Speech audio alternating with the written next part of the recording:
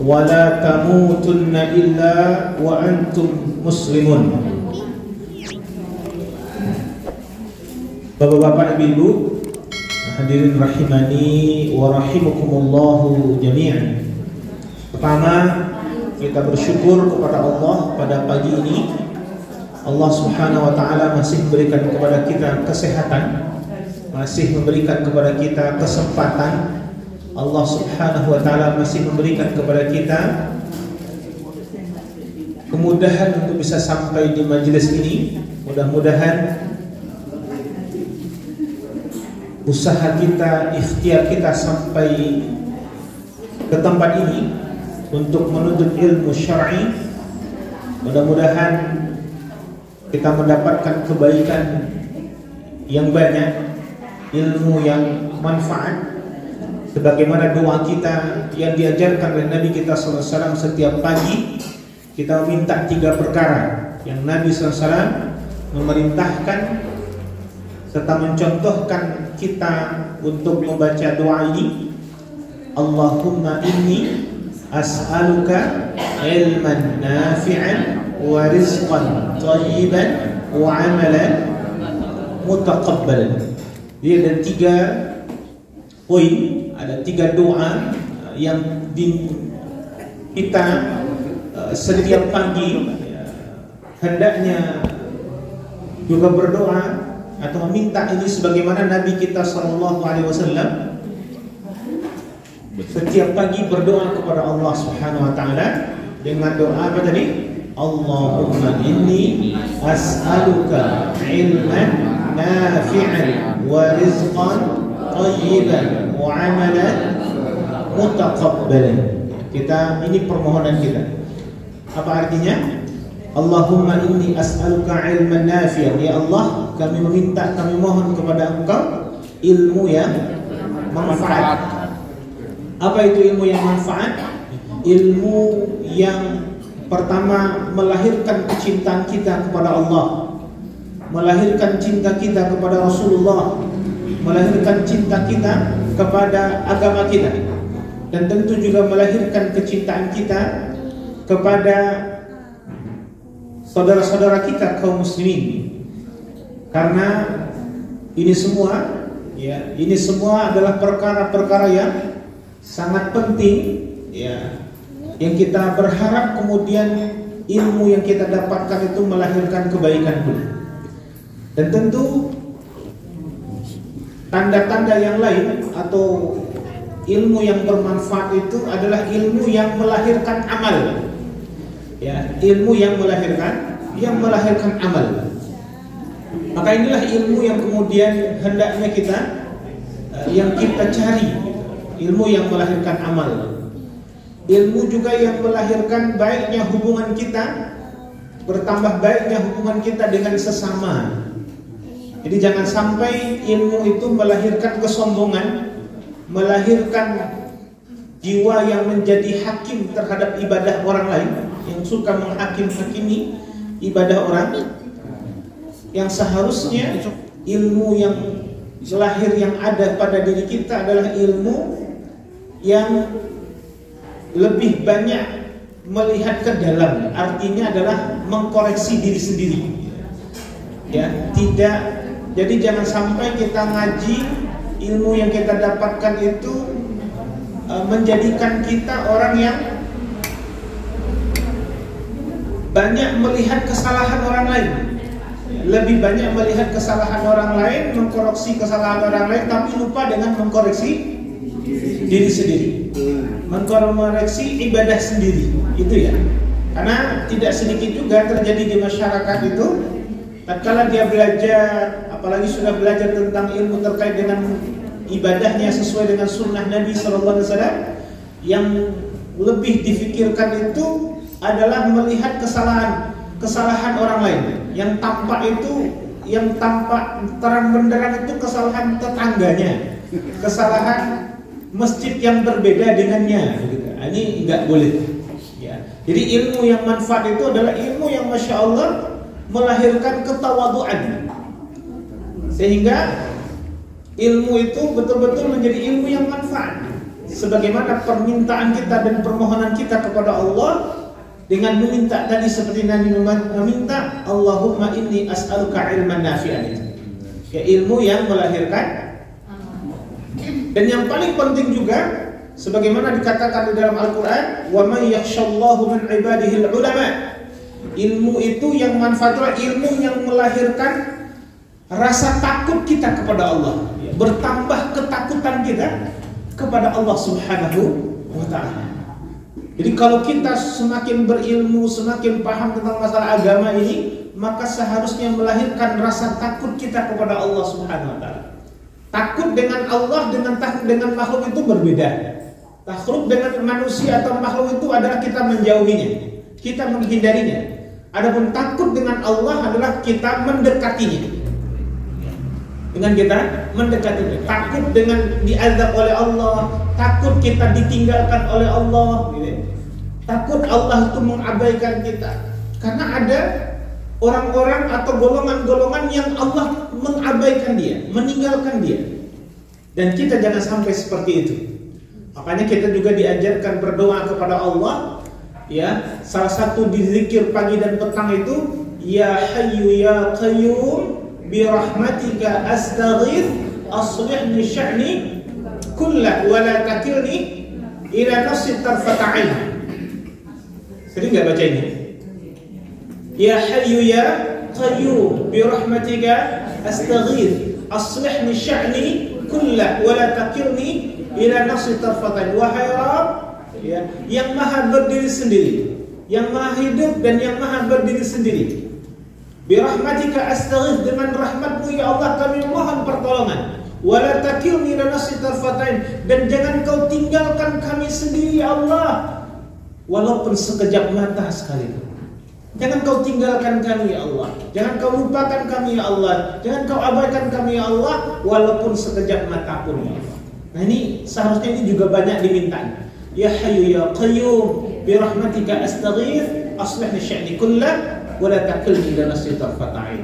Jadi kalau yang kita takutkan itu Bapak Ibu sekalian, kalau Allah itu meninggalkan kita, Allah itu tidak mau mengurusi kita. Ada enggak orang yang ditinggalkan oleh Allah? Ada. Salah satu orang-orang yang ditinggalkan oleh Allah itu adalah mereka-mereka yang mereka itu menjadikan dunia sebagai orientasi atau sesuatu yang mereka utamakan dalam hidupnya, ya. Wa farraqa 'alaihi syamlahu, yaitu Allah nanti akan memporak-porandakan atau mengabaikan dia. Maka jamaah yang dimuliakan sekarang, mohon ilmu yang manfaat. Ilmu yang manfaat tadi yang disampaikan, ilmu yang melahirkan kecintaan kita kepada Allah, kepada Rasulullah, kepada agama kita, kemudian kepada kaum muslimin, ya. Dan ilmu yang melahirkan rasa takut, ditambah lagi ilmu yang melahirkan kelembutan. Jadi jangan sampai kemudian kita ngaji, banyak ngaji, sudah tahu perkara-perkara yang sesuai dengan tuntunan Rasulullah SAW. Jangan sampai kita keluar dari majelis taklim, wah berarti tonggo gigi ahlu bid'ah kabeh ya aja. Ini kalau ada yang begitu tuh gagal, termasuk ngaji yang gagal gitu. Kalau dia ngaji senangnya kok nyalah-nyalah ke orang, sukanya membid'ah-bid'ahkan orang, ini ada yang salah di situ. Karena kita tidak dituntut untuk menjadi hakim terhadap ibadah orang lain.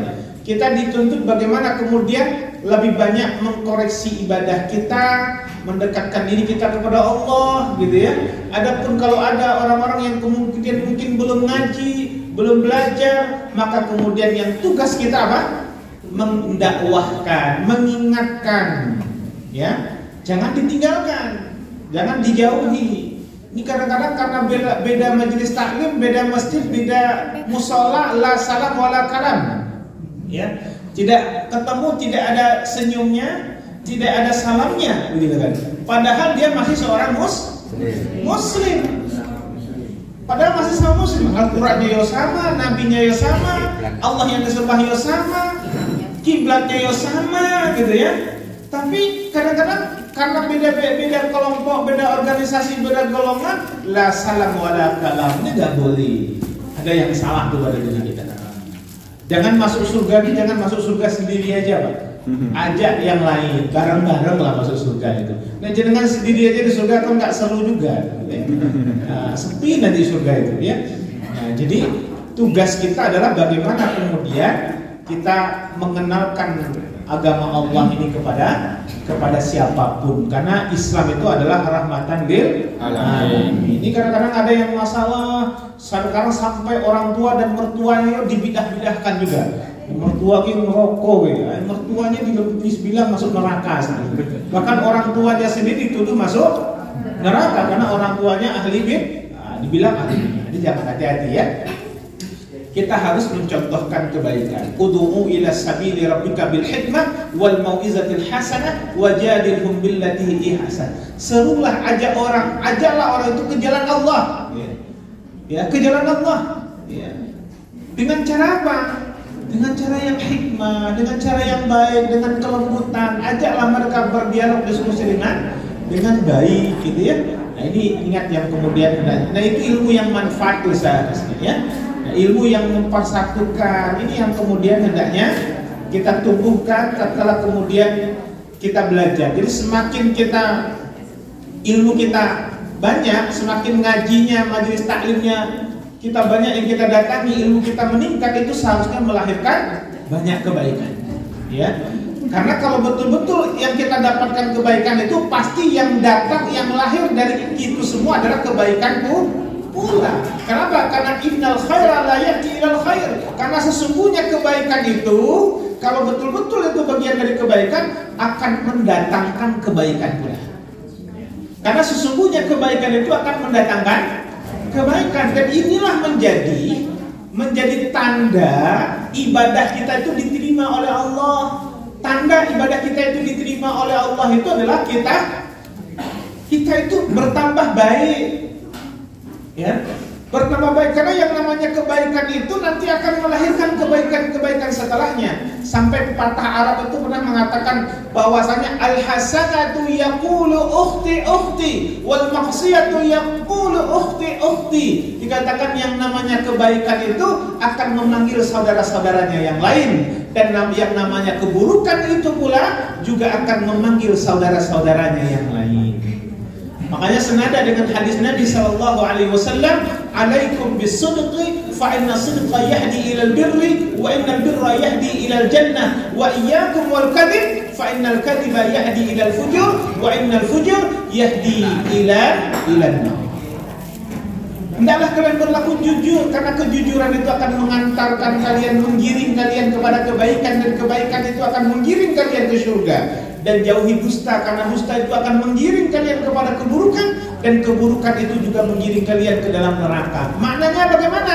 Yang namanya kebaikan itu akan membuka pintu-pintu kebaikan setelahnya, akan memanggil saudara-saudaranya, dan nanti kemudian menggiring kita kepada kebaikan-kebaikan setelahnya. Tanda sholat wajib kita itu diterima oleh Allah adalah adanya kemudian keinginan kita untuk menambah yang wajib itu dengan yang sunnah-sunnah. Kenapa? Karena min thawabil hasanah al-hasanatu ba'daha wa min jazaa'i sayyi'ah as-sayyi'atu ba'daha. Karena balasan dari kebaikan itu adalah kebaikan setelahnya, dan balasan dari keburukan itu adalah keburukan setelahnya. Jadi hilangkan, mohon maaf ya, hilangkan kalau kita sudah banyak ilmu itu, sudah banyak ilmu, sudah banyak amal, yang paling utama kita hilangkan adalah rasa ujub pada diri kita. Rasa apa? Ujub apa itu ujub? Ya. Ujub itu adalah merasa paling baik, merasa paling benar, merasa paling apa? Paling nyunah misalkan gitu ya. Yang lainnya dianggap gak benar. Ingat ibu, iblis, pak, iblis, bu, tahu iblis? Kenal nggak iblis? Kenal di mana? Di mana? Lepatan. Iblis itu keluar dari neraka karena apa? Salah satu penyebab iblis itu keluar dari neraka karena dia merasa paling baik, merasa lebih. Tatkala disuruh sujud, ditanya kenapa kau nggak mau sujud kepada Adam? Ana khairam minhu. Saya lebih baik daripada Adam itu. Khalaqtani min nar, khalaqtahu min tin. Setan saya itu diciptakan, kata iblis, saya dari api, sementara Adam itu diciptakan dari tanah. Saya lebih baik.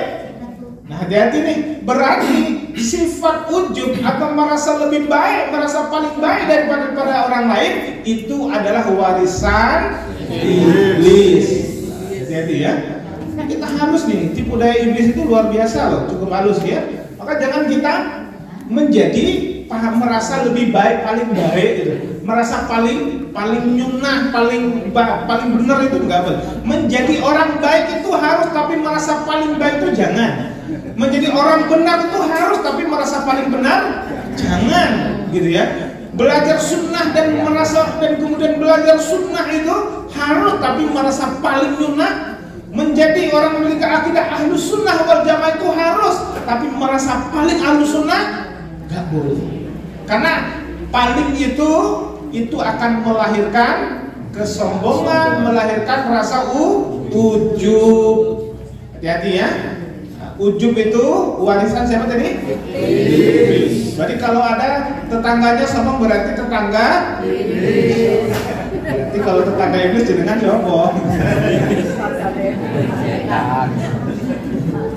Jadi jamaah yang dimuliakan oleh Allah Ta'ala, ya kita pokoknya harus banyak-banyak mengkoreksi diri kita agar kemudian ilmu yang kita dapatkan itu seharusnya melahirkan kebaikan. Ya, ilmu yang baik itu, ilmu yang manfaat itu seharusnya melahirkan amal, melahirkan kebaikan, jangan melahirkan keburukan, jangan melahirkan kesombongan. Karena memang ingat, orang itu sombong karena 4, masih ingat ya? Sudah lupa belum? Sudah ya? Sudah lupa ya? Berarti jenengan ki manusia. Nah kalau manusia itu kan tempatnya lupa dan tempatnya tapi nek lupa terus piye? Amnesia. Masalah itu. Kenapa kan orang manusia itu sombong, atau dari dulu sampai akhir zaman orang itu sombong karena apa?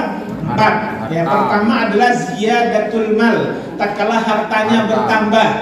Ini bisa jadi sombong nih, gitu ya. Walaupun tidak semua orang kaya itu sombong, tapi bisa menjadikan contohnya si Korun itu sombong karena hartanya. Yang kedua adalah ziyadatul ilm, tatkala ilmunya bertambah, itu hati-hati. Kalau nggak benar-benar itu bisa sombong. Makanya Nabi pernah mengatakan la hasadu illa fitnatain. Jangan iri, jangan hasad sama manusia kecuali pada 2 golongan manusia saja yang boleh kita iri. Siapa itu? Pertama, kepada orang yang diberi harta oleh Allah, yang dia gunakan hartanya itu untuk ibadah, untuk mendekatkan dirinya kepada Allah. Itu boleh kita iri tuh. Yang kedua, orang yang diberikan ilmu, yang menggunakan ilmunya itu untuk ibadah dan mendekatkan dirinya kepada Allah. Maka orang yang seperti ini boleh kita iri tuh. Iri dalam urusan akhirat tuh. Motivasi kita untuk mengejar dia, menyamai dia dalam bentuk ketaatan. Tapi kalau ada orang yang diberi harta, kemudian dia diberi ilmu, jadi sombong dia, nggak boleh iri kita yang begitu. Ada nggak orang kaya sombong? Bunga terkoran. Ya Allah nggak ada ya. Ya, jadi ini ya. Ketiga, kenapa orang itu sombong? Yang ketiga, kenapa orang sombong adalah ziyadatul darajat, tatkala kedudukannya, pangkatnya bertambah. Ya, kedudukannya bertambah. Ini hati-hati. Mungkin awalnya dia rakyat biasa, terus kata Allah kok tahu-tahu kok jadi RT. Ada nggak RT sombong? Terus orang gaji ini sombong nih gitu. Salah Jadi RW, dari lurah, jadi kadus gitu kan. Nah, gaya bicaranya kok udah berubah gitu kan. Jalannya kok sudah berubah gitu kan. Nah, ini hati-hati ya. Dan kemudian hati-hati yang keempat, ini yang sering kita tanpa kita sadari, kenapa kita itu bisa sombong, adalah ziyadatut ta'ah, tatkala ketaatan kita bertambah. Nah, jadi tatkala ketaatan kita bertambah, hati-hati nih. Yang bentuk kesombongannya itu adalah ketaatan itu bisa menjadikan kita itu ujub, kita merasa paling soleh. Hati-hati ya. Bahkan ingat ya, tidak sedikit terjadi ada orang yang ujub tatkala sholat. Ada tuh.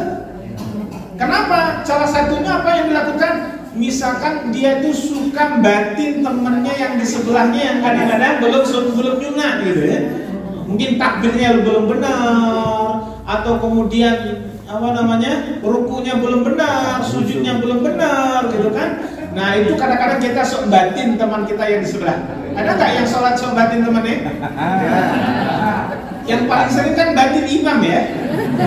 Imamnya kesui ya dibatin, kependekan ya dibatin. Akhirnya sibuk batin orang dalam sholat, tidak sibuk mengkoreksi baiknya ibadahnya. Enggak, jangan sibuk batin. Ya, kadang-kadang itu apa ya namanya? Akhirnya dia tuh nggak fokus bagaimana membaguskan ibadahnya. Ya.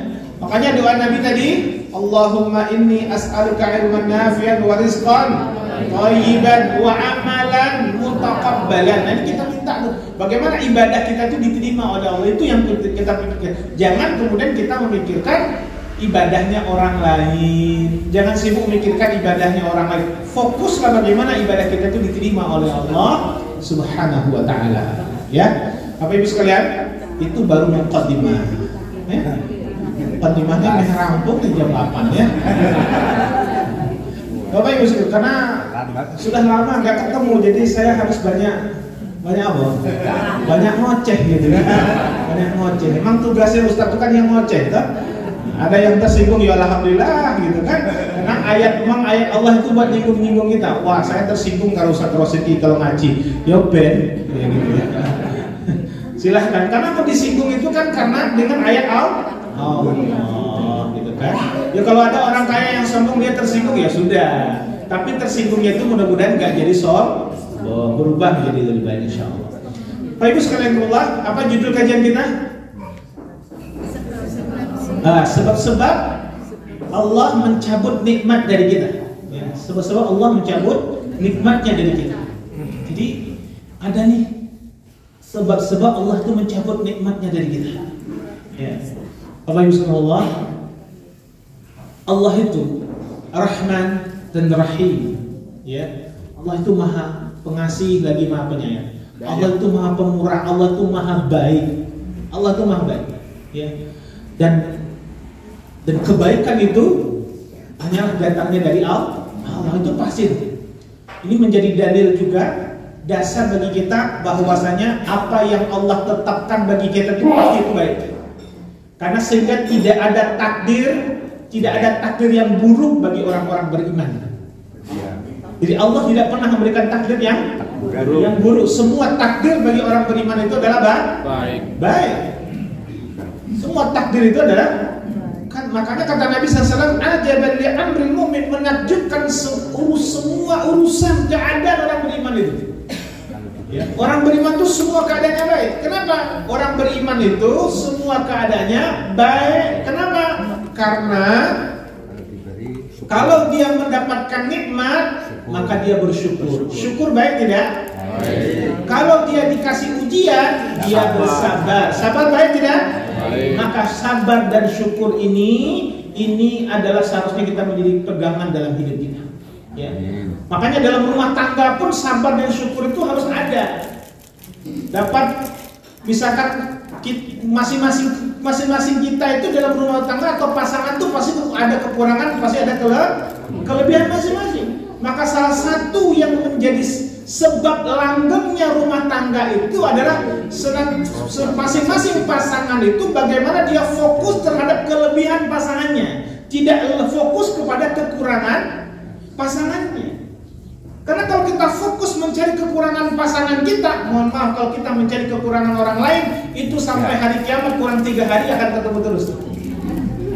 Karena kalau fokus mencari kekurangan orang, apalagi kekurangan pasangan, ingat ya, jenengan itu bukan malaikat yang selalu benar, dan pasangan jenengan itu bukan setan yang selalu salah.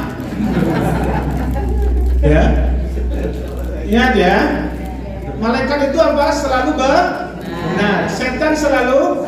Nah, pasangan jenengan itu jenengan tidak malaikat yang selalu benar, dan pasangan jenengan itu bukan setan yang selalu salah. Maka jangan melihat suami itu kayak melihat setan, atau melihat istri kok kayak melihat. Karena nggak boleh. Jangan begitu ya. Jadi artinya adalah kelebihan dari pasangan kita syukuri. Adapun kekurangannya sabar. Pernah ada kisah ya? Mungkin pernah cerita di sini, ada salah seorang laki-laki kecil, pendek, hitam, elek lah pokoknya. Karena kan kalau dibilang ganteng atau cantik itu kan relatif.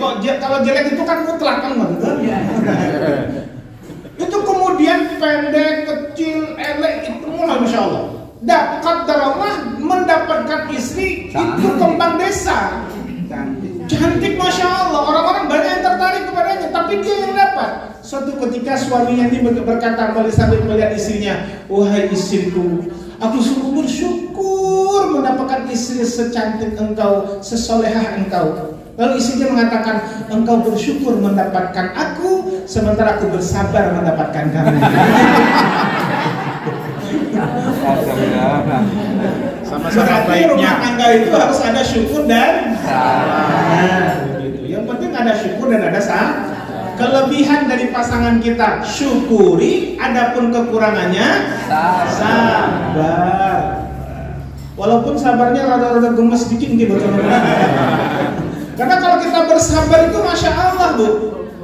Kalau kita bersabar itu bisa bersabar, nanti apa kata malaikat di pintu surga? Salamun alaikum bima sabartum, keselamatan untukmu disebabkan karena kesabaranmu dulu di atas dunia. Bu, sabar itu berat atau ringan? Berat. Beratan mana sabar dibandingkan syukur? Sabar. Beratan mana sabar dibandingkan syukur? Sabar. Nah, padahal sebenarnya kata Nabi yang paling banyak di neraka itu laki-laki atau perempuan, Bu? Perempuan. Kenapa? Apakah karena kekufuran kepada Allah? Tidak. Kenapa perempuan itu banyak di neraka? Karena dia itu kurang bersyukur atas kebaikan suaminya. Hadisnya kan begitu. Berarti sebenarnya kita ini Pak lebih berat bersyukur dibandingkan bersabar. Pasti itu Pak. Makanya Imam Ibnu Qayyim al-Jauziyah rahimahullah mengatakan kita itu bertaubat bukan hanya karena dosa kita Pak.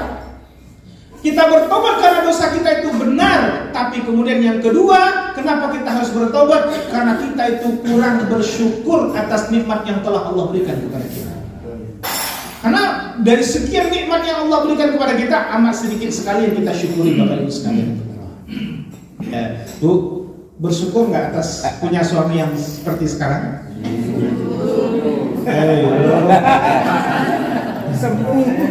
Misalkan suami jenengan yang seperti ini nih, nanti kemudian di surga kok bareng meneh pripun? Senang betul?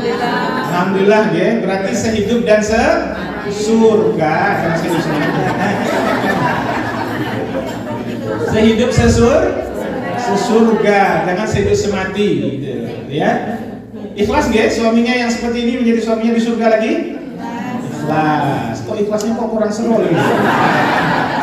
Ono sambil baca nih, ono liane tan boleh besok tukar tambah ya tukar tambah lah. Karena kan apabila suami istri di dunia ini masuk surga, maka nanti mereka akan bersama lagi di surga. Tapi sebaliknya, kalau seorang istri masuk neraka, suaminya masuk surga, maka nanti si suami ini akan dinikahkan dengan wanita salehah yang ada di surga. Begitu juga ibu-ibu tuh, para istri, kalau dia masuk surga, suaminya masuk neraka, dia akan dinikahkan dengan laki-laki yang saleh yang ada di surga. Amin gak Bu? Amin. Jangan. Amin. Jangan amin. Jangan kok bikin suaminya masuk neraka, nikahkan itu piye? Sebenarnya ya. Jadi amalnya khusyuk yang kedua. Insya Allah. Harapannya bersama lagi di surga ya. Insya Allah ya amin. Allahumma amin. Baik. Bapak Ibu sekalian, sekarang pertanyaan. Kita tahu ya nikmat, semua nikmat itu datangnya dari Allah. Sepakat ya? Semua nikmat datangnya dari Allah. Dan ingat ya, kita harus ingat juga apa tujuan Allah menitipkan semua nikmat itu. Nah, satu hal yang juga harus dipahami, semua nikmat yang Allah berikan itu hanyalah tipat. Gak ada yang milik kita di atas dunia ini. Maka jangan sekali-kali kita merasa memiliki dari apa yang kita miliki. Punya rumah, punya mobil, punya motor, apapun itu, jangan pernah ada pada diri kita merasa memiliki. Harusnya ada apa? Merasa dititipi. Ingat ya, merasa dititipi. Karena semua ini adalah titipan Allah. Gak ada yang punya kita. Gak ada hak milik kita nih. Semua titipan Allah. Dan ingat yang namanya titipan, kalau yang nitip mau mengambil kapan saja boleh tidak? Ya, semua tuh. Anak titipan tidak? Suami titipan? Harta titipan? Mobil titipan? Semua nikmat itu adalah titipan Allah Subhanahu wa ta'ala. Maka jangan sampai merasa memiliki. Ya. Makanya belajar dengan tukang parkir, masih ingat ya? Belajar sama tukang parkir. Tukang parkir itu mobil motornya banyak. Giliran yang punya mengambilnya dia nggak pernah marah. Kenapa? Karena dia merasa dititipi, bukan merasa memiliki. Ingat tuh. Nah begitu juga dengan nikmat-nikmat apapun yang ada di atas dunia ini yang ada pada diri kita, itu ingatlah selalulah merasa dititipi, jangan merasa memiliki. Titipan siapa? Siapa yang menitipkan? Allah itu tuh. Dan ingat, Allah menitipkan itu ada tujuannya. Apa tujuan Allah menitipkan? Adalah jadikan itu sebagai alat, sarana untuk kita beribadah dan mendekatkan diri kita kepada Allah. Maka dikatakan oleh Al-Imam Ibnu Hazm rahimahullah, kullu ni'mah la tuqarribu minallahi azza wa jalla fahiya baliyah. Setiap nikmat yang tidak mendekatkan diri kepada Allah, yang tidak digunakan untuk mendekatkan diri kepada Allah, maka nikmat itu nanti menjadi baliyah. Menjadi apa? Baliyah. Apa itu baliyah? Menjadi menjadi petaka untuk kita. Jadi semua nikmat yang kalau tidak kita gunakan untuk mendekatkan diri kepada Allah, nikmat itu nanti menjadi petaka untuk kita nantinya. Karena ingat, semua nikmat yang Allah titipkan itu akan ada pertanggungjawaban. Allah katakan, "Tsumma latus'alunna yawma idzin 'anin na'im." Kemudian nanti pada hari kiamat itu Allah akan tanya kepada kita dari semua nikmat yang pernah Allah titipkan kepada kita di atas dunia. Peniti saja, Bu, jenengan punya peniti itu ditanya itu. Apalagi baju gamis yang 2 lemari itu. Jenengan punya sarung gitu kan punya. Dan ingat ya, saya pernah sampaikan di sini, kita di dunia ini Pak, dan nikmat ini itu seperti kita belanja di supermarket. Ya, semakin banyak yang diambil, semakin lama antrinya di kasir. Nah, dunia ini pun begitu, semakin banyak yang kita dapatkan di dunia, maka kemudian hisabnya juga makin lama. Makanya kalau ada orang kaya taat, orang miskin taat, yang duluan masuk surga siapa? Miskin taat. Kenapa? Hisabnya lebih cepat, lebih sedikit. Sekarang pertanyaannya, ingin jadi orang kaya atau orang miskin? Kaya taat atau miskin taat? Kaya taat, gitu ya, Masya Allah. Ya? Nah, tetap jadi orang kaya. Tapi masuk surganya 500 tahun lebih belakangan dibandingkan orang miskin taat. Gak apa-apa? Siap. Insya Allah amalnya juga lebih banyak. Pokoknya kaya dulu ya, kaya di dunia dan kaya di akhirat. Amin. Tapi Insya Allah. Tapi kalau rasa suka-suka, kurang syukurnya. yang penting kaya itu yang pertama adalah kaya hati, karena dikatakan adalah laisal ghina an kasratul walakinnal ghina ghina. Seorang dikatakan kaya itu adalah orang yang kaya hatinya, bukan yang dilihat dari harta bendanya. Itu yang penting. Orang yang kaya hati itu maksudnya apa? Orang yang memiliki sifat qanaah. Apa itu qanaah? Selalu merasa puas, merasa cukup, merasa ridho terhadap apa yang Allah berikan. Itu orang paling bahagia itu. Orang paling bahagia itu adalah orang yang qanaah, merasa cukup, selalu merasa puas, merasa ridho terhadap apa yang Allah berikan kepadanya. Itu bahagia. Tapi kalau selalu merasa kurang, mengeluh gitu kan, nggak cukup, itu orangnya pasti nggak bahagia, ya, pasti nggak. Karena bahagia itu memang letaknya juga di sini. Sebagaimana Nabi katakan, as-sa'adatu Huna, kebahagiaan itu letaknya di sini, di hati. Walaupun sakitnya pun juga Di hati. gitu ya. Di sini. Nah, karena bahagia itu letaknya di sini, dan tahu nggak ibu yang bisa menghalangi kebahagiaan di hati kita? Apa itu?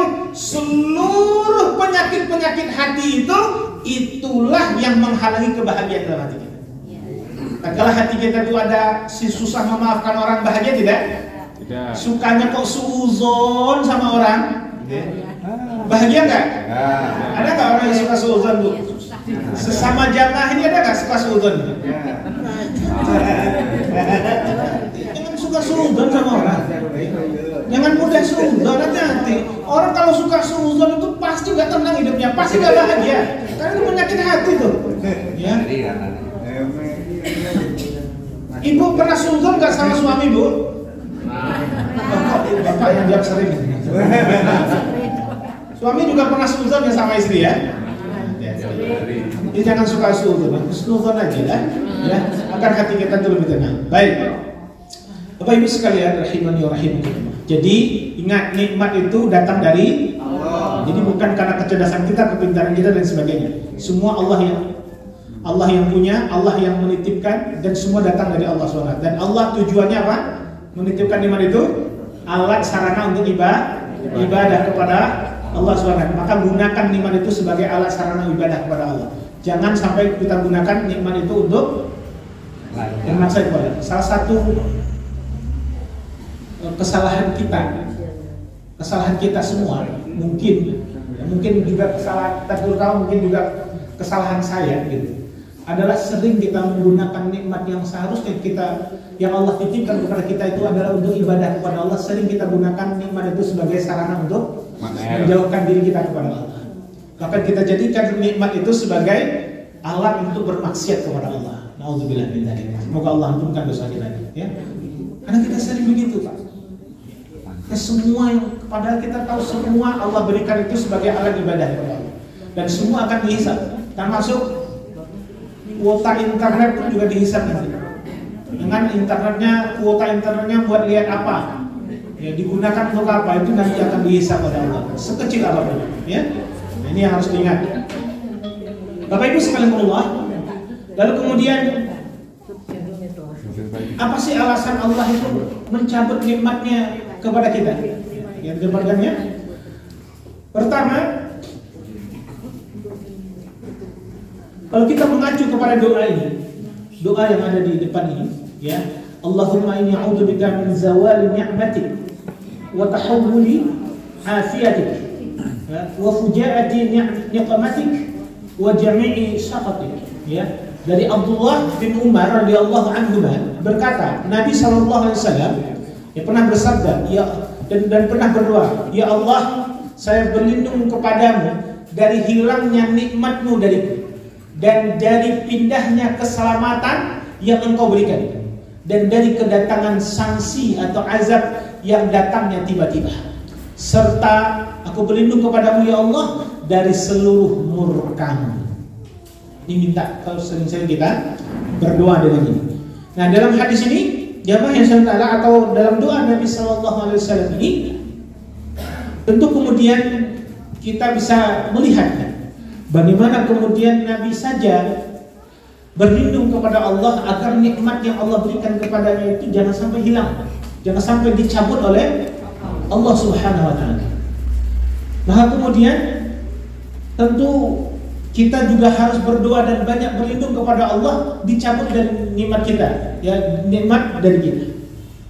Maka apa sebab-sebab yang disampaikan oleh Rasulullah SAW, nikmat kita itu, nikmat yang ada pada diri kita itu dicabut oleh Allah Subhanahu wa taala. Yang pertama, sebab nikmat itu dicabut oleh Allah Subhanahu wa taala, ya, adalah tatkala kita menyalahgunakan nikmat itu. Jadi menyalahgunakan nikmat itu, artinya tidak kita gunakan sebagaimana tadi tujuan Allah menentukan nikmat itu apa tadi? Alat sarana untuk. Makanya Bapak Ibu sekalian, kalau Allah titipkan kita nikmat, Jadi kalau untuk ibadah, digunakan untuk ibadah itu jangan merasa eman-eman. Sedekah itu kan untuk siapa? Diri sendiri. Untuk kita. Jangan merasa eman-eman. 20.000 eman-eman bisa tuku bakso ya. Bayangkan, karena ingat ya kan kata Nabi bahwasanya nikmat atau rezeki kita itu kan ada 3. Yang kita makan habis, dan yang kita pakai akan rusak, dan yang kita sedekahkan, yang kita gunakan di jalan Allah, itulah yang jelas-jelas rezeki kita, harta kita yang menjadi tabungan akhirat kita sampai hari kiamat tuh. Ini yang menjadi sanggup kita. Tapi kadang-kadang kita masih merasa egois, merasa eman-eman. Waduh, ini kalau bisa kita itu jangan merasa eman-eman untuk ibadah, apalagi untuk Allah SWT. Karena ingat, semua kebaikan yang kita lakukan itu sebenarnya untuk kita dan akan kembali kepada kita. Itu pasti itu. Semua kebaikan apapun itu, hatta kita jelas-jelas membantu orang lain, itu kembalinya kepada siapa? Kita sendiri. Bahkan Nabi pernah mengatakan, wallahu fi aunil abdi ma kana al-abdu fi aunil akhir. Dan Allah itu pasti, dan Allah itu akan menolong seorang hamba selama hamba itu mau menolong saudara-saudaranya. Jadi salah satu kalau kita ingin ditolong oleh Allah, sukalah menolong orang lain. Dan jangan pernah berharap orang yang kita tolong itu membalas kebaikan yang sama dengan kita. Jangan pernah berharap. Dan gak usah berharap itu. Karena yang berjanji untuk membalas kebaikan kita itu siapa? Allah. Karena kalau jangan berharap orang yang kita bantu, orang yang kita telah berbuat baik, membalas kebaikan kita, itu ujung-ujungnya kecewa. Maka jangan pernah berharap dengan manusia. Jangan pernah berharap dengan manusia. Berharapnya sama Allah saja. Ya, jangan pernah. Pernah nggak dikecewakan manusia? Dikecewakan suami pernah nggak, Bu? Oh, ada sering lagi bahas. Jadi artinya adalah bagaimana kemudian kita itu berharapnya sama Allah saja. Ya. Jadi ini yang harus kita perhatikan. Ya.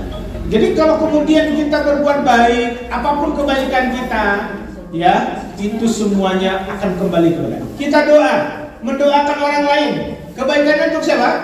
Bahkan Nabi pernah SAW berdoa, siapa yang berdoa mendoakan saudaranya tanpa sepengetahuan saudaranya itu, maka kemudian ada malaikat yang datang mengaminkan doa kita untuk saudara kita itu, dan kemudian malaikat berdoa, walakamil, semoga engkau juga mendapatkan kebaikan yang sama seperti yang kau mintakan untuk saudaramu. Jadi Masya Allah, demi semua kebaikan-kebaikan yang kita lakukan itu kembali untuk kita. Ya, maka tadi pertama, agar nikmat itu tidak hilang dari kita, maka jangan suka menyalahgunakan nikmat itu. Ya, gunakanlah nikmat itu sebagaimana tujuan Allah menitipkan nikmat itu kepada kita adalah untuk ibadah kepada Allah Subhanahu wa taala. Ya. Maka jamaah yang dimuliakan oleh Allah Subhanahu wa taala, ini yang harus kita perhatikan. Jadi sebab pertama Allah mencabut nikmatnya kepada kita adalah apabila kita menyalahgunakan nikmat itu. Ya. Makanya di surah Ibrahim ayat ke-34, ya, saya bacakan artinya, dan dia telah memberikan kepada kalian keperluan kalian dari segala yang kalian kalian mohonkan kepadanya. Dan jika kalian menghitung-hitung nikmatnya, nikmat Allah tidaklah dapat kalian menghitungnya. Sesungguhnya manusia itu sangat zalim dan sangat mengingkari nikmat-nikmat Allah. Makanya sampai itu dalam surah Ar-Rahman itu sampai 31 kali Allah mengucapkan apa? Kenapa itu? Karena banyaknya di antara kita itu yang kurang mensyukuri nikmat Allah. Ya? Jadi jamaah Islam Ta'ala, yuk lebih banyak kita gunakan untuk ibadah. Ya, jangan salah gunakan. Ada uang, ya, kalau kata Allah bisa untuk umroh, ya berangkat umroh. Giliran mau berangkat haji, ya berangkat haji. kan semuanya akan ditanya ya. Dia bisa sedekah bangun masjid ya bisa juga. Buat apa disimpan-simpan Pak? Disimpan-simpan banyak, ada tuh kejadian banyak orang yang nyimpan-nyimpan uang, tahu-tahu mati. Yang seneng sobo? Waris. Ahli warisnya. Kok ahli warisnya itu yo soleh? Kalau enggak, ya sudah tamatlah kita. Ya. Makanya saya katakan, seandainya nih kita Pak bisa beramal untuk kita, maka beramallah. Jangan sekali-kali kita berharap orang itu beramal untuk kita, jangan pernah berharap Pak. Jangan pernah berharap orang lain, bahkan termasuk anak keluarga sendiri. Jangan pernah kita berharap dulu mereka itu beramal untuk kita. Karena kalau kita sudah meninggal dunia, orang tua kita sudah meninggal dunia, paling ingatnya sedihnya berapa lama? Paling seminggu, paling 2 minggu, paling sebulan. Habis itu kadang-kadang udah lupa lagi tuh. Apalagi udah disenangkan dengan banyaknya warisan yang ditinggalkan. Sementara kita ngap-ngapan di dalam kubur. Kebutan waris. Karena banyak tuh, dan bahkan pernah kejadian di Madinah itu ada orang yang Masya Allah kaya raya, tapi kemudian suatu ketika dia meninggal dunia dan dia tidak punya orang-orang yang kemudian yang terdekat yang tahu ahli warisnya. Qadarullah dicarilah, ternyata ada sepupu jauhnya, itu ahli warisnya. Ada 3 orang, kemudian dia mendapatkan uang masing-masing miliaran Pak. Ya. Tapi qadarullah apa? Tatkala hakim itu meminta kepada mereka ini, bangunkanlah masjid untuk si fulan yang punya harta. Dia mengatakan, masing-masing mengatakan, wah saya tuh udah lama susah, saya pengen seneng-seneng. Yang kedua, utang saya banyak, saya ingin rampungkan utangku. Pondok pendek cerita, yang 3 orang yang mendapat ahli waris dari sepupunya yang jauh itu nggak mau bersedekah untuk yang punya harta ini. Ya? Artinya apa di sini apa? Jangan pernah berharap orang-orang beribadah beramal untuk kita. Seandainya kita masih hidup, seandainya kita masih diberikan kemampuan untuk ibadah untuk diri kita, beramal untuk diri kita, lakukan itu. Jangan pernah berharap orang lain itu beramal untuk kita. Ya, jangan pernah berharap itu. Ya. Enggak jauh-jauh lah kita saja Pak. Untuk orang tua kita yang sudah meninggal saja dunia kita, yang meninggal dunia saja kita sudah sering lupa. Iya betul. Oh ya. Jam 8 ya. Saya ada mana sih umrah nih jam 8. Oh, insya Allah sedikit lagi. Ya mas saudara, kenapa Allah mencabut nikmatnya dari kita? Yang kedua, sebab Allah mencabut nikmatnya dari kita adalah karena kita mengingkari nikmat Allah tersebut. Ya, sebagaimana si Qarun itu mengatakan apa? Ini saya itu kaya seperti ini hasil jerih payah saya. Allah nggak ikut campur. Allah nggak ada urusannya dengan Allah. Ini hasil jerih payah saya. Ini kemudian karena kecerdasan saya, karena kepintaran saya. Maka Allah marah. Marahnya Allah apa? Membalikkan dia beserta harta-hartanya, membenamkan dia beserta hartanya ke bumi.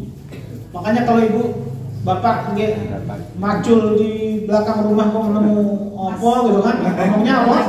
Harta siapa? Harta karun gitu ya.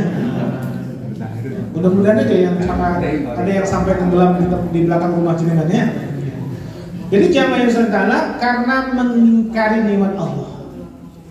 Padahal Allah sudah sampaikan bahwasanya wa in ta'azzana rabbukum la in syakartum wa la in kafartum. Kalau kalian bersyukur kepada Allah atas nikmat yang telah Allah berikan kepada kalian, maka akan aku tambah. Tapi wa la in kafartum, maka kalian apabila kalian mengingkarinya, gak mau mensyukurinya, azabku amat pedih. Artinya tatkala kita menyalahgunakan, gak mau bersyukur, berarti kan kita kurang amanah dengan titipan Allah. Berarti kata Allah, kalau gak amanah, ya sudah, taktek nih, diambil lagi sama, ya, diambil lagi sama Allah, diambil lagi, hati-hati. Jadi, ayo nih. Padahal kalau kita amanah, menggunakan itu di jalan Allah dengan baik, dan kita mensyukurinya, Ya, kita yakin itu juga semuanya datang dari Allah. Janji Allah apa? Allah akan menambahnya. Allah berjanji untuk menambahnya. Janji Allah. Hanya kalau orang bersyukur itu, ya pasti Allah tambah. Salah satu, dan bersyukur itu kan, bersabar itu karena dengan 3 cara. Bersyukur pun juga dengan 3 cara. Katakan, bersyukur itu dengan 3 cara. Pertama, syukur dengan lisan kita, yaitu dengan mensyukuri, mengucapkan tahmid alhamdulillah. Yang kedua, menggunakannya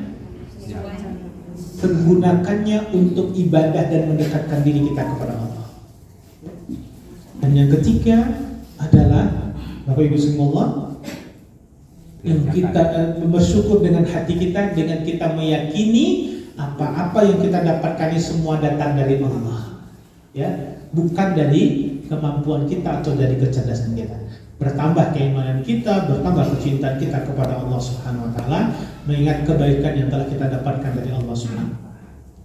Nah, Bapak Ibu semua, ini yang harus kita pahami. Jadi, jangan sampai Allah cabut nikmat itu dari kita karena kita menyalahgunakannya. Yang kedua adalah kita mengingkarinya. Dan yang ketiga adalah kenapa kemudian Allah mencabut nikmat itu dari kita? Karena kita bermaksiat kepadanya.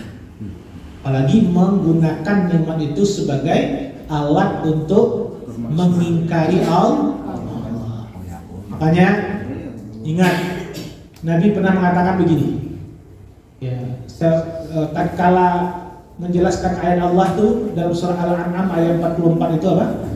Falamma nasu ma dzukiru bi fatahna 'alaihim abwaaba kulli syai' hatta idza farihu bima utu akhadnahum baghtatan fa idza hum mublisun.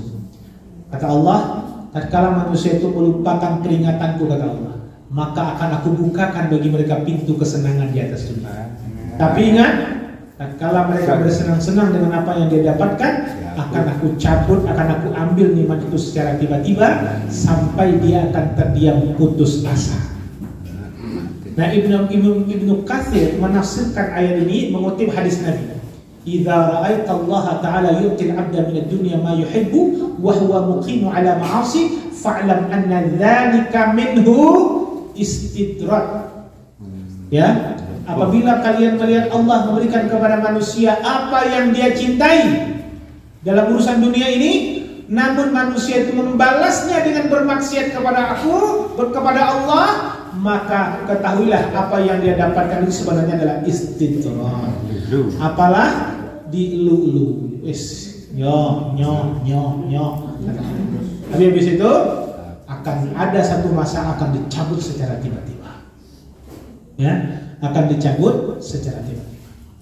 Maka Bapak Ibu semua, jangan jadikan itu sebagai alat sarana bermaksiat pada Allah. Jangan maksiat sama Allah. Jangan bikin dosa sama Allah. Ya, karena kita tahu bahwasanya Allah nggak suka. Ya, Allah tidak menyukai itu. Karena dalam surat Al-Anfal ayat yang ke-53 Allah katakan, dan yang demikian siksaan itu adalah karena sesungguhnya Allah sekali-kali tidak akan mengubah sesuatu nikmat yang telah dianugerahkan kepadanya atau kepada suatu kaum hingga kaum itu mengubah apa yang ada pada diri mereka. Sesungguhnya Allah Maha mendengar lagi Maha mengetahui. Ya, jadi Allah itu tidak akan mau mengambil nikmat itu kecuali karena kita sendiri. Makanya kalau ada keburukan atau kemudian ada keburukan yang kita dapatkan, kejelekan yang kita lakukan, introspeksi diri kita. Karena Imam Ali bin Abi Thalib itu pernah berkata, "Ma nuzilal bala illa bidzambin wa la rufi'al bala illa bitaubah." Tidaklah Allah menurunkan keburukan kepada seseorang itu kecuali disebabkan karena dosanya, dan tidaklah Allah mengangkat keburukan itu darinya kecuali dengan taubatnya. Ya. Jadi kalau kita ditimpa keburukan, Pak, kalau ditimpa kemudian sesuatu yang kita tidak sukai atau dapat musibah misalkan, itu yang perlu kita lakukan itu jangan suka nyalah-nyalahkan orang, Jangan suka nyalah-nyalahin orang. Oh kowe ini, gara-gara kowe ini. Jangan begitu. Introspeksi. Jangan-jangan nih semua ini yang undang itu kita sendiri nih. Karena apa? Dengan dosa kita. Jangan-jangan karena maksiat kita nih. Kadang-kadang gara-gara maksiat kita orang banyak jadi kena. Begitu juga. Jadi perlu kita lakukan itu adalah introspeksi ke dalam. Kalau ada dapat ujian, dapat musibah, introspeksi dulu. Karena dikatakan oleh Ali bin Abi Thalib tadi, "Ma nuzzilal bala illa bi dzambin wa la rufiyal bala illa bi taubah." Tidaklah Allah menurunkan keburukan, bencana itu kepada seseorang, kejelekan itu kepada seseorang kecuali disebabkan karena dosanya, dan tidaklah Allah mengangkat keburukan itu darinya kecuali dengan taubatnya. Hanya kalau kita merasakan itu, ayo segera taubat, minta ampun sama Allah. Ya Allah, ini jangan-jangan karena dosa saya nih. Ya Allah, jangan-jangan karena maksiatnya saya nih. Allah kadang-kadang gitu. Jangan suka nyalah-nyalah ke orang lain. Kan biasanya kan begitu ya. Kalau ada apa-apa itu kan nyalahin, gara-gara kowe kok. Ya. Sukalah begitu nyalah. Kan paling gampang nyalah-nyalakan orang. Itu kan paling enak, gitu. Nah, itu tapi sebenarnya itu tidak baik. Karena harus banyak-banyak mengkoreksinya ke dalam muhasabah. Jangan-jangan itu semua karena dosa dan maksiatnya kita. Dan jangan yang dimuliakan oleh Allah Subhanahu wa taala. Kemudian kenapa Allah mencabut nikmatnya kepada kita adalah dengan disebabkan karena kita dari nikmat yang Allah titipkan kepada kita itu adalah kita hanya gunakan untuk berfoya-foya atau enggak untuk bermaksiat, atau artinya yang enggak manfaat. Hanya alhaakumut takatsur hatta zurtumul, bermegah-megahan dalam urusan dunia telah banyak melalaikan kalian dari beribadah atau dari mengingat Allah sampai kalian masuk kubur. Hati-hati Pak, Bu, kita hati-hati ya. Semua yang Allah titipkan itu adalah untuk ibadah, untuk beramal buat kita. Apalagi ingat di samping itu Allah akan hisab. Maka jangan kita hanya gunakan untuk berfoya-foya, ya. Apalagi hanya untuk gaya hidup, untuk jaga gengsi, ya. Beli tas kok harganya 5 juta, kok 10 juta, giliran kondangan ya diisi lemper lontong, kayaknya nggak pantas banget gitu ya. Kok tas kok harganya kok 5 juta, kok isinya lemper, kayaknya. Artinya apa? Buat apa kita mewah-mewahan begitu? Ya, karena artinya enggak manfaatnya apa gitu. Ya mungkin hanya jaga sebatas apa, jaga gengsi, koleksi. Padahal semua dihisab. Semakin banyak yang disalahgunakan, kerugiannya juga akan kembali kepada kita. Nah, Allah nggak senang tuh. Makanya Nabi mengatakan min husni islamil mar'i tarkuhu ma la ya'nihi. Tanda baiknya Islam seseorang itu adalah tatkala dia meninggalkan sesuatu yang tidak bermanfaat baginya. Makanya kalau kita punya uang, punya harta, gunakanlah sesuai kebutuhan, jangan sesuai dengan keinginan. Karena keinginan itu nggak ada habisnya. Ingat, biaya hidup itu murah, yang mahal itu gaya hidup. Maka dari itu jangan banyak gaya. Yang paling banyak gaya ibu-ibu atau bapak-bapak? Semuanya. Jangan banyak gaya. Biaya hidup itu kan murah. Cuman makan, minum, ya pakaian, menutup aurat, ya sudahlah, gitu kan? Selesai kan murah. Yang mahal apa? Gaya hidup. Maka jangan terlalu banyak apa tadi? Gaya. Jangan terlalu banyak gaya. Apalagi orang udah ngerti kan? Mau lagi sampai sampai ngutang untuk gaya hidup. Ada nggak di masyarakat? Utang bohong, mau ke salon, utang buat ke salon, gitu kan? Iya. mati. Apalagi kita itu Pak kalau bisa tuh menjauhkan diri kita, menghindarkan diri kita tuh dari hutang, Pak. Jangan sampai senang hutang gitu. Karena hutang itu bisa bisa dibawa sampai hari kiamat, sampai mati tuh. Bahkan kita itu terhalang dari masuk surga gara-gara walaupun mati syahid sekalipun gitu.